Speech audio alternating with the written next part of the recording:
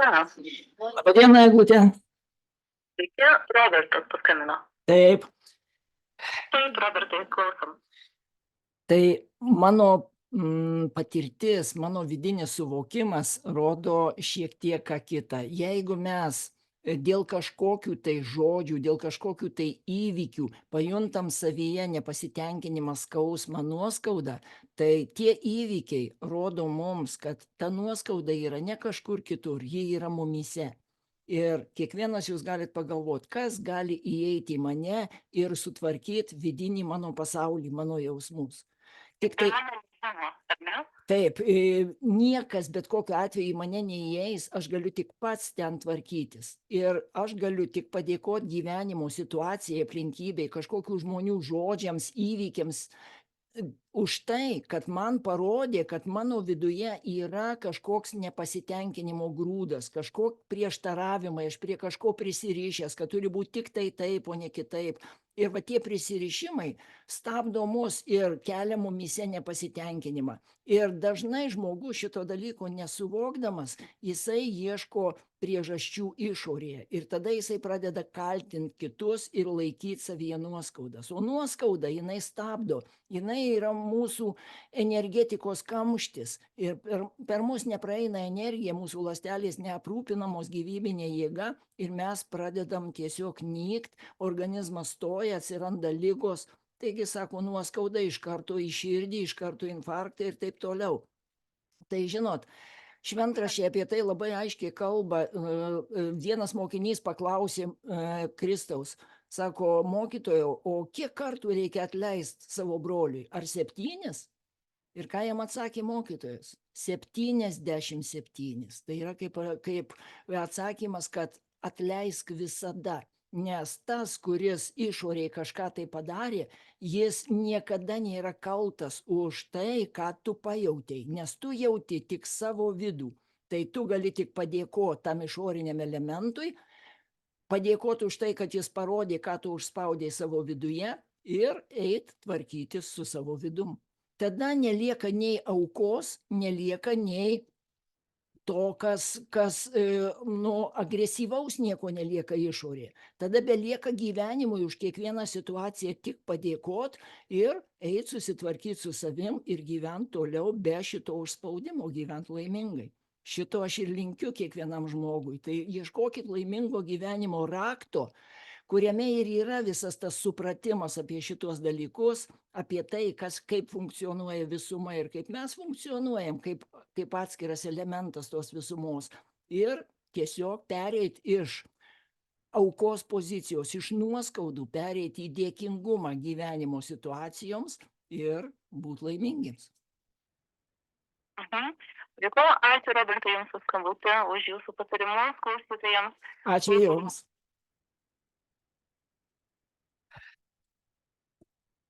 Labai svarbus momentas, labai svarbus aspektas. Kažkaip šiandien man norėjosi uždėti visai kitą foną ant mūsų transliacijos, kad tai būtų kažkas šviežio, kažkas naujo, kažkas tokio. Ir kaip tik ir šita tema, iš tikrųjų, atleisti. Tai tas atleidimas, kai tu supranti senoviškai, kad yra kaltė ir yra kaltininkas, tada labai dažnai tai stato tave į aukos poziciją. Ir tu tada arba jautiesi kaltas, arba jautiesi įskaudintas. Kai nebelieka šito supratimo, kada tu suvoki, kad gyvenimas yra visuma, kuri pačiu švelniausiu, pačiu harmoningiausiu būdu veda tave į tavo vidinį išsilaisvinimą. Nuo įtampų, nuo nerimų, nuo nuoskaudų, nuo keršto jausmo, nuo visko, kas grubu.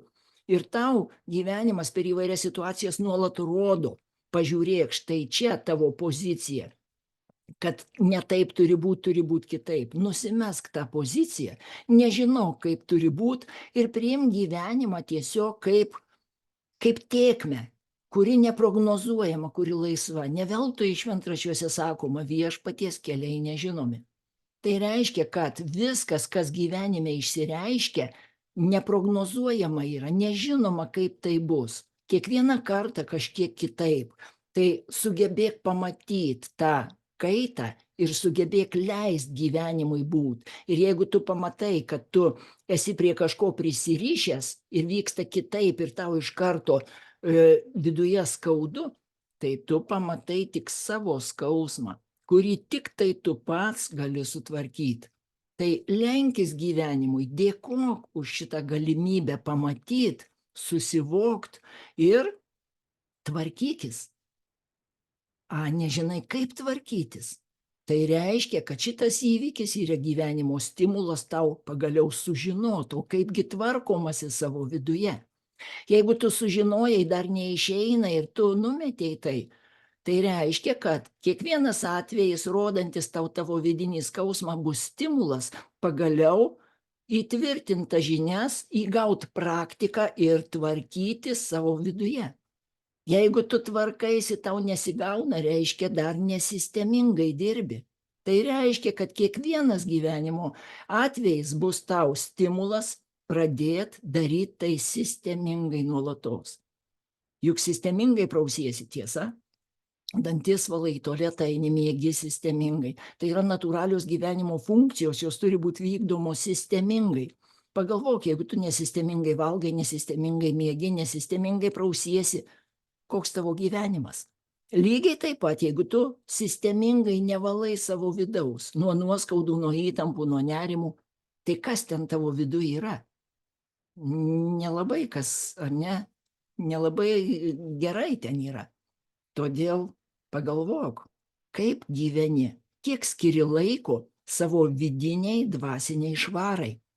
Nes juk ji, kaip ir kvapas nuo tavęs sklinda kitiems, taip ir vidinė dvasinė švara turi sklist su harmoningiausia vibracija turi eiti iš tavęs. Turi sklist tai, kas gera. Todėl kurk savo gyvenimą taip, kad kitiems aplink tave būtų gera. Tiesiog linkėk, spinduliuok, gyvenk taip, kad tikrai skleistum tą jausmą. Aišku, ne visi pasirengia priimti tave tokį ir kai kurie gali įvertinti tave kaip turintį savų interesų ir taip toliau, bet tai kiekvienas savo laiku prieisim prie to, kad pajausim, kad duot kitam kažką yra daug geriau negu gaut. Laimingo gyvenimo raktas tai yra šerdės esmė, pagrindas, centras gyvenimo, be ko gyvenimo neegzistuoja. Tiesiog lėtai prarandam energiją ir mirštam. Todėl ieškokit laimingo gyvenimo rakto. Tiesiog tie 3 žodžiai. Įveskit į paiešką internete, pradėkit domėtis, ieškot knygynuose, dar kažkur. Jūs tikrai atrasit kelio pradžią. Ačiū, brangieji. Iki sekančio.